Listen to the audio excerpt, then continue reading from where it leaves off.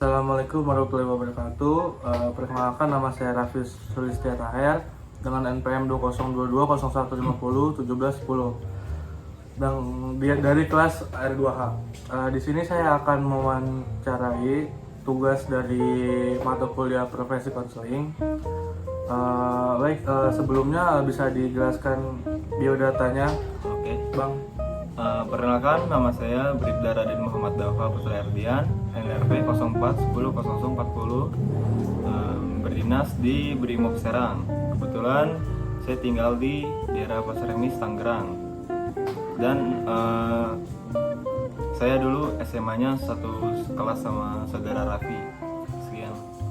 Baik, langsung aja ke pertanyaan pertama ya, Bang.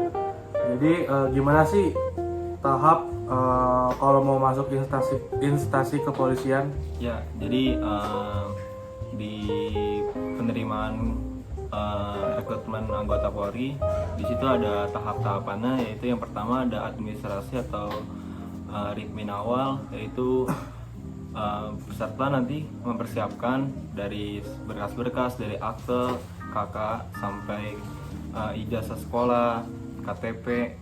Nah, itu dilengkapin semuanya. Setelah itu, setelah melewati tahap pemberkasan, masuk ke tahap kesehatan pertama, yaitu mengecek kesehatan peserta atau calon anggota Polri tersebut.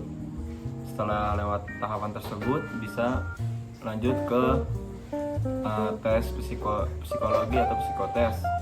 Nah, setelah tahap psikotes tersebut, bisa dilanjut ke tahap tes akademik.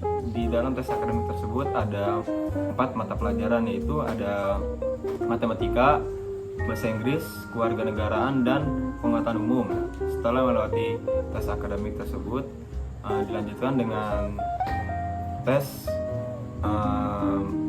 jasmani. Setelah di dalam tes jasmani itu ada lari 12 menit, terus ada shuttle run, ada pull up, sit up, push up, dan renang. Setelah melewati tes jasmani tersebut, ada tes kesehatan kedua, yaitu tes kesehatan organ dalam, organ bagian tubuh yang dalam. Setelah melewati tes tersebut, ada langsung ke kesehatan mental. Setelah melatih tes tersebut, baru semuanya dijumlahin. Setelah itu ada perankingan, baru ada namanya pantuhir. Setelah itu dinyatakan lulus atau tidaknya di tahap tersebut. Baik, mungkin itu aja yang bisa dijelasin tahap-tahapnya, Bang. Ya, betul.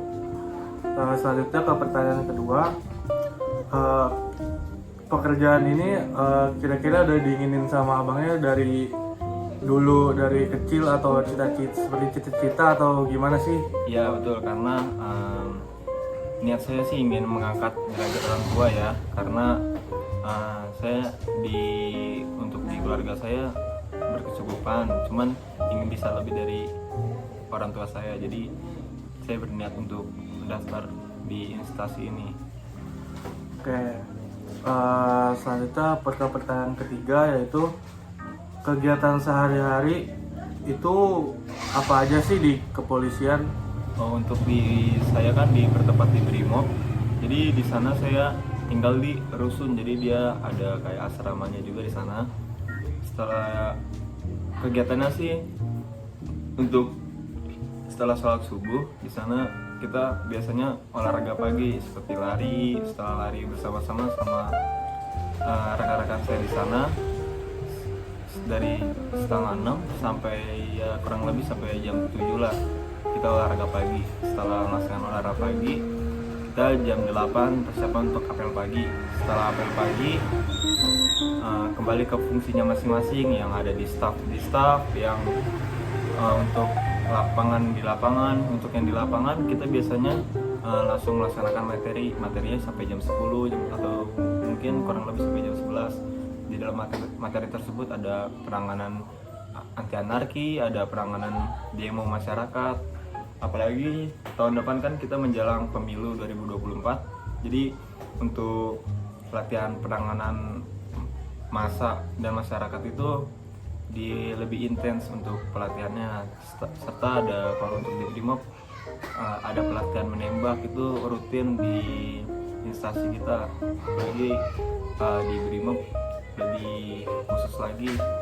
Setelah itu setelah materi kita istirahat, sholat zuhur, makan siang. Habis setelah makan siang kita melaksanakan apel siang jam 1:30.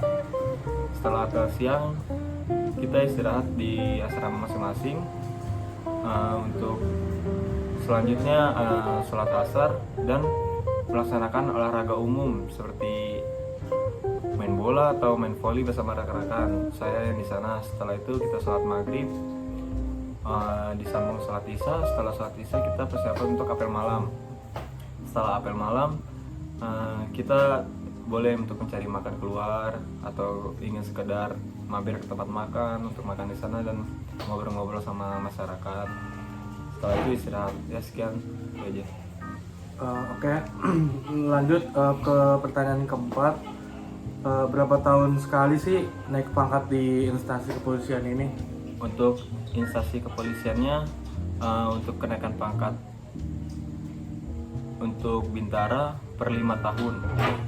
Tapi kalau kalian atau rekan-rekan kita ada yang kuliah dan sudah lulus, itu bisa dapat kompensasi, jadi pemotongan pangkat, pemotongan jangka untuk naik pangkat. Jadi yang harusnya per 5 tahun bisa jadi 4 tahun setengah, atau bisa jadi juga bisa 4 tahun sudah bisa naik pangkat. Oke, pertanyaan terakhir. Kira-kira ini dari berdasarkan pengalaman abangnya, kendala tersulit apa sih yang pernah dialami dalam pekerjaan? Terus gimana sih cara ngatasinnya tuh pas ada kendala-kendala seperti itu? Ya, mungkin kendalanya sih karena kita kan langsung bersentuhan dengan masyarakat.